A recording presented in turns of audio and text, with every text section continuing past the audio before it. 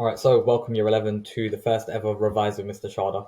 Now, the idea behind this is that you actually block out time, 25 to 30 minutes of time to revise with me. So what I'm going to do is I'm going to go through a specific question. We're going to essay plan together. There's going to be moments where I'm going to ask you to pause the video to do a specific task.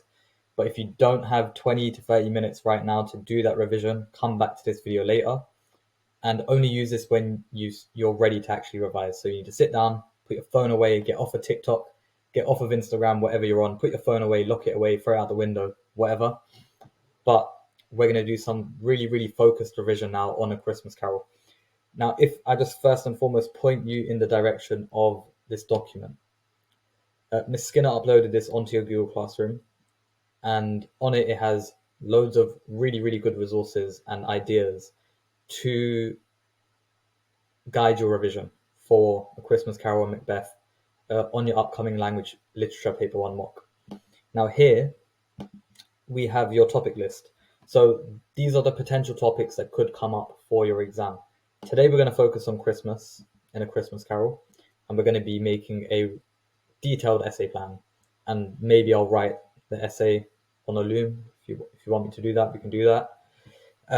But we're going to be focusing on Christmas, and I think on the next one we will do poverty, inequality, and social injustice, unless you'd rather me do a different one. And for Macbeth, I think I'm going to do the supernatural and the natural order. But again, if you'd rather me do one of the other topics that you're struggling with, let me know, and we can do that instead. So, before we get into the essay plan, what I do want to say is understanding the text and understanding the text in detail is probably the most important thing. Making essay plans is good, writing out paragraphs is good, but you have to understand the text inside and out. So if I was to ask you right now to pause this video and I want you to brainstorm all of the moments in A Christmas Carol that link to Christmas, what comes to mind? So pause the video and just quickly mind map anything that you can remember, any moments or quotes that link to the theme of Christmas. So hopefully you paused the video and did that. Now, if, for example, you struggle to do that, then you know, okay, I couldn't retrieve that information from my memory, which means I need to do more retrieval practice, or I just need to make some revision resources for the theme of Christmas. So textual understanding is everything, and it's really hard to write a conceptualized response. I've told everyone in our class all the time, like, we're aiming for the top. All of us are aiming for full marks on our essay, but in order to get that, we need to have a secure understanding of A Christmas Carol in order to do that. So if you've done that activity really quickly and you're like, oh, I can only think of one moment, I mean, good, but also not good. I mean, good that you're figuring that out now, that we're doing a mock exam and not your real exam, so you know what to work on.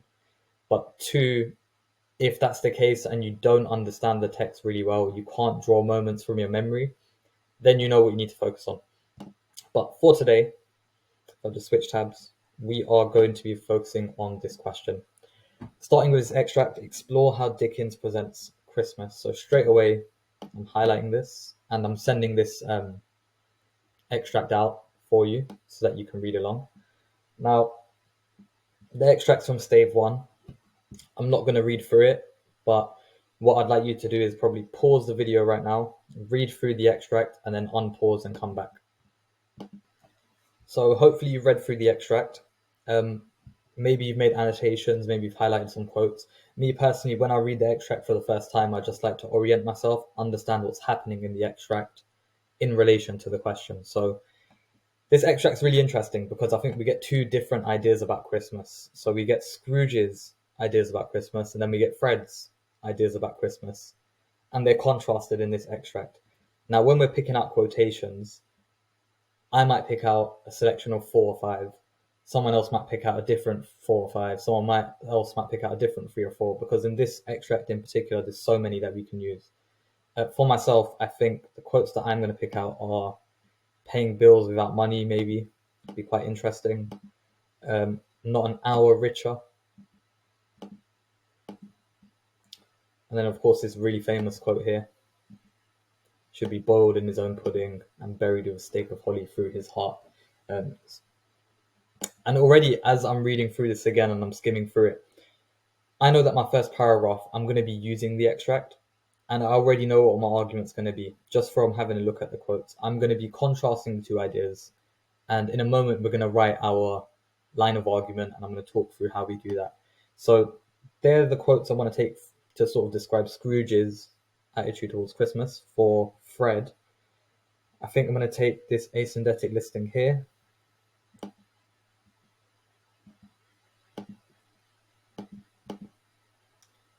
I think this metaphor is beautiful, and I think it's a juicy quote, and you know I like juicy quotes, so we're going to analyze this. And this is also a really good quote. Now, even though I've highlighted, it looks like a lot of text that I've highlighted, it's important to remember that when we're writing this, I'm not using every single word from the quote, but instead I'm embedding the key phrases or key words into my own sentences. So even though I've taken this entire thing here, I'm not going to just shoehorn this entire quote into one paragraph. I'm going to take out the important and relevant phrases that I'm going to unpick.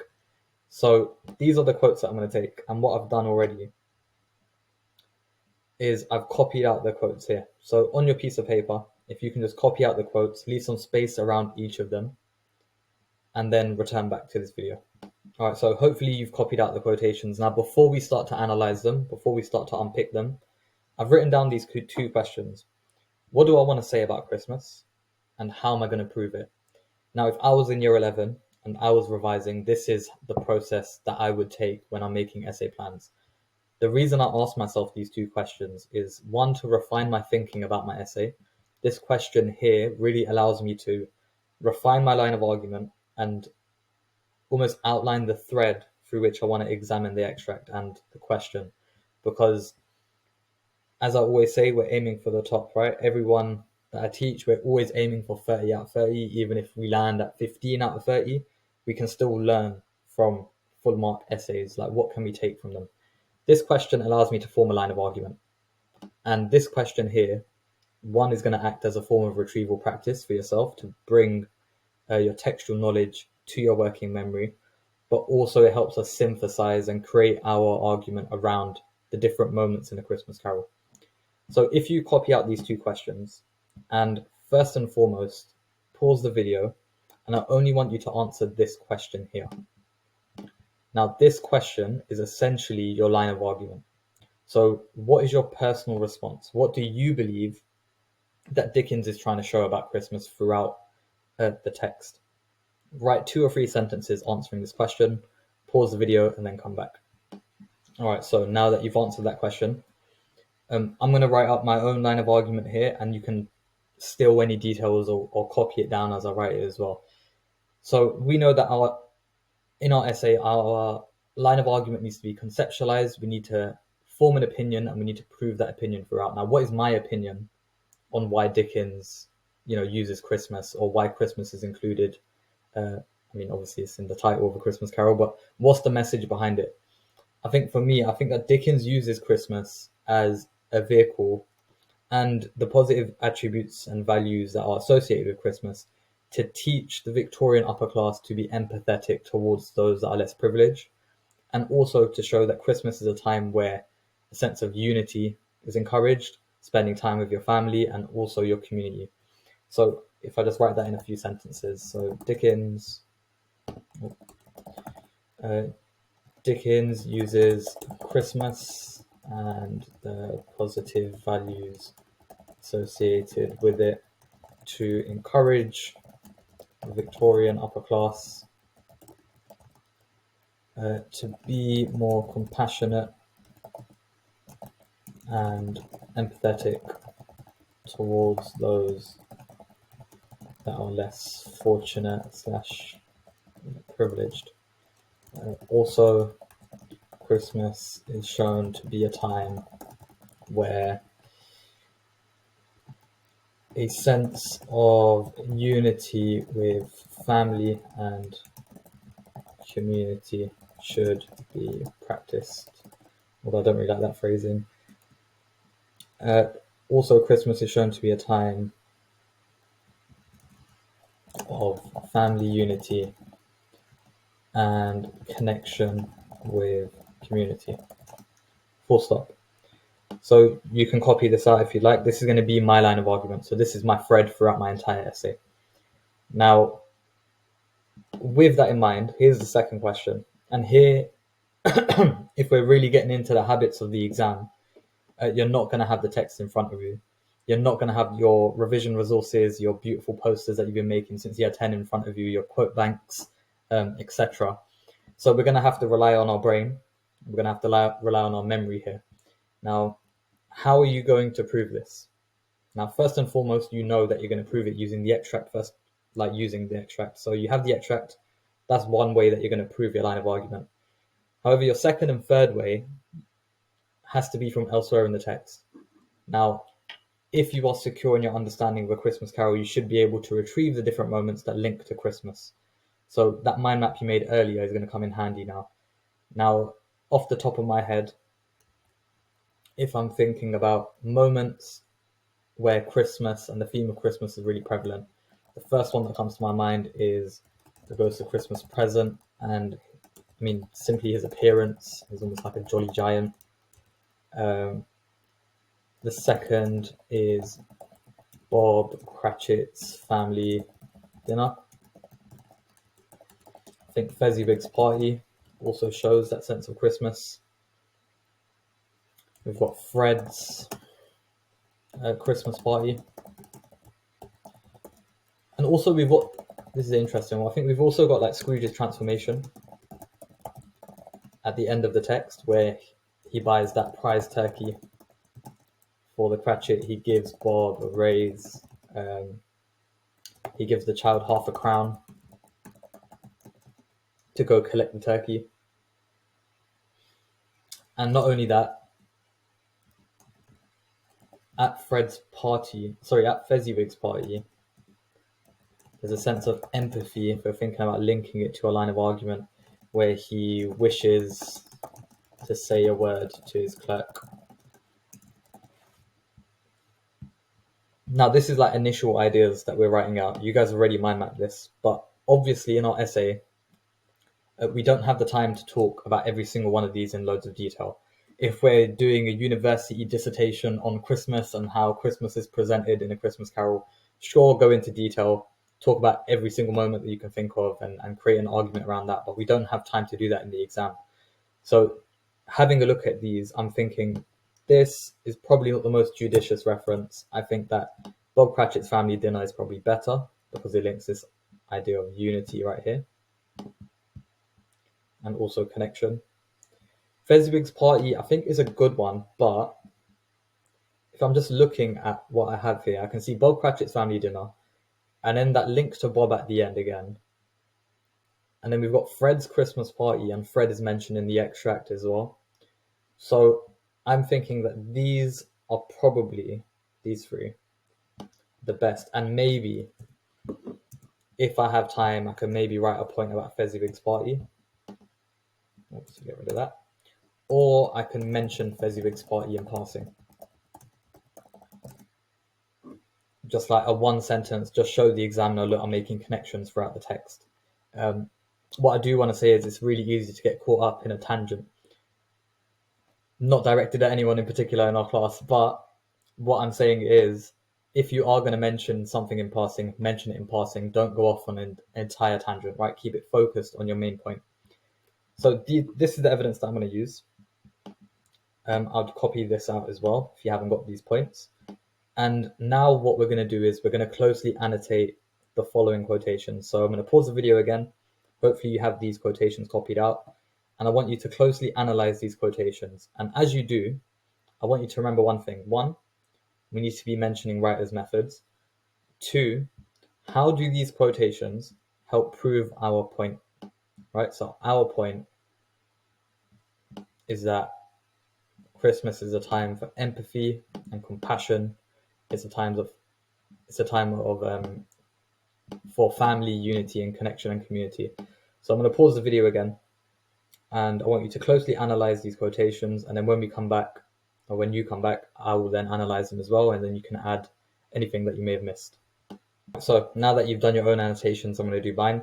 I'm going to keep it quite concise and brief, but I'll include all of the main points. So the first thing that I want to note is that Dickens uses a synthetic listing here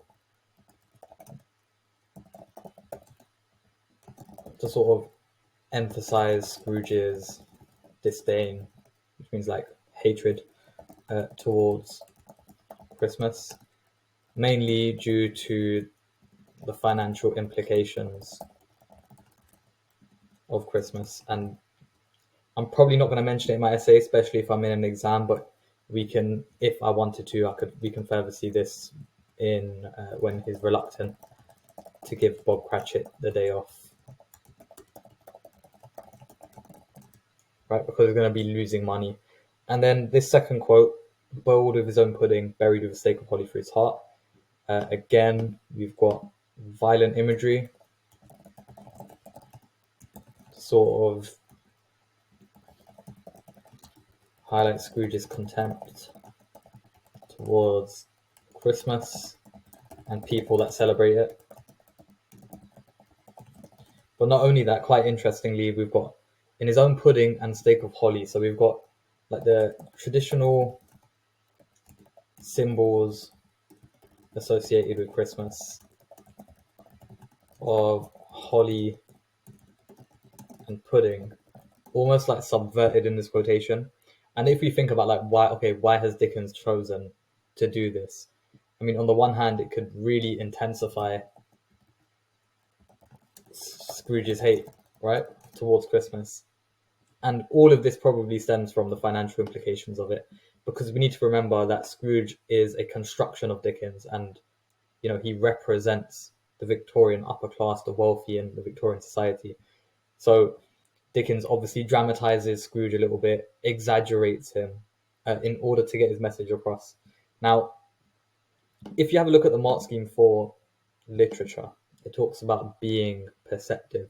Now, being perceptive can be just small things that you notice that could easily be missed. For example, what technique do we have in this quote said by Fred? A kind, forgiving, charitable, pleasant time. Again, we've got a synthetic listing. But it's interesting because it directly contrasts Scrooge's perception of Christmas. And instead, this quotation really highlights the positive virtues of Christmas. Not virtues, the positive nature of Christmas.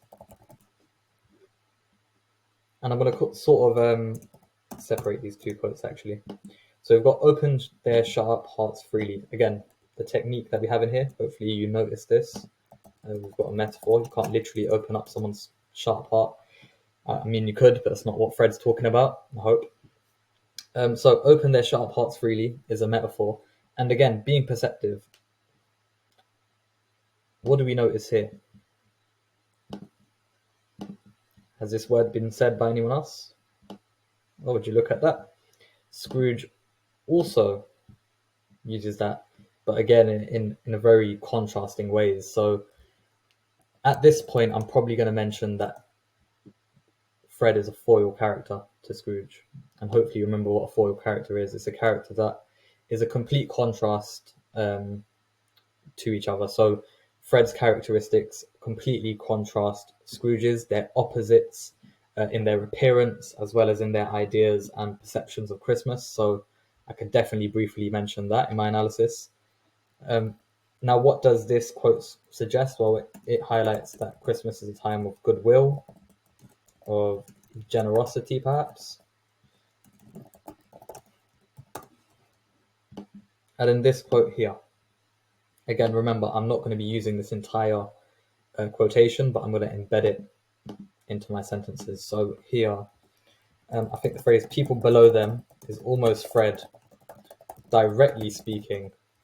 Actually, not even Fred, it's almost Dickens addressing the upper class through Fred's voice. Like he's literally saying to them that Christmas is a time where you need to look at those who are less privileged than you as fellow passengers and not another race of creatures. And there we've got sort of the juxtaposition of fellow passengers and another race of creatures. and again, that sense of unity. Now, again, this is all in note form. When we write the paragraph, this will obviously be polished and a lot more academic when we write it. Now, paragraph 2, we said we're going to talk about Bob Cratchit's dinner. Now, it's up to you what you do here. You can either pause the video again and then go and find some quotes, or you can use the ones that's easily accessible from Mr. Sharda's memory. What do I remember from this point? I remember the young Cratchits danced around the table. I don't remember the exact quote, but I do remember that the Cratchits sort of play a prank on Bob Cratchit, highlighting that positive vibe. We've also got the goose, which is known as the feathered phenomenon, famous quote. And there's another quote that says, "There was never such a goose." What else do I remember? I also remember, this is really good. So Bob Cratchit says that Scrooge is the founder of the feast. And let's see how good your memory is. Do you remember how Mrs. Cratchit responds? She's quite cynical in her response to it. And then Bob Cratchit repeats this twice. It's Christmas time. So again, these quotes, again, highlighting and emphasizing that Christmas is a time of appreciation, of gratitude, and even if you're in poverty, struggling, that Christmas is a time where we come together as a family and we appreciate each other and also the blessings that we have. So that would be my second point there. So pause the video here, and then you can go and annotate these quotations briefly as well. So now that you've analysed Bob Cratchit's quotes, just because I can see the time's already 22 minutes, I promised this will be done by 25 minutes. I've already got the quotes that I want to use for my final paragraph. So this is all in stave 5 at the end. We're going to take the idea of a prize turkey, and then Fred's dinner party, wonderful games, wonderful unanimity, wonderful happiness. And that's the quote that I'm going to be using for my final paragraph. And again, copy out these quotes, pause the video, analyze these videos. Don't analyze these videos. Analyze these quotations, and then return back. All right, so hopefully you've analyzed all the quotations, and there you have a very, very clear essay plan for the theme of Christmas. Now, if I'm in year 11, my revision doesn't stop there. What I'm probably going to do is I'm going to stop revising English right now. I'm going to put my essay plan to the side. And then tomorrow, I'm going to come back to it. I'm going to review my essay plan. And then using that, I'm going to attempt to write the essay. Now here, as you can see, I've started to write the essay. I've written the first 2 points. And what I'm going to do is get rid of it all. And I think what I'm going to do is, in our next revision session, I will write the essay and talk through my thought process as I go through it. And then after watching that, you can then go ahead and try and make the essay yourself, write the essay yourself using the plan. Let me know if this was useful or not, and if you want me to make a few more for different themes.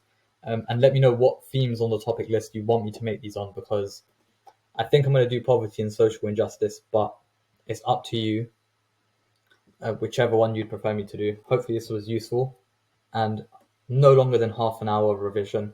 You can now go get your phone. You can now go on TikTok. Enjoy.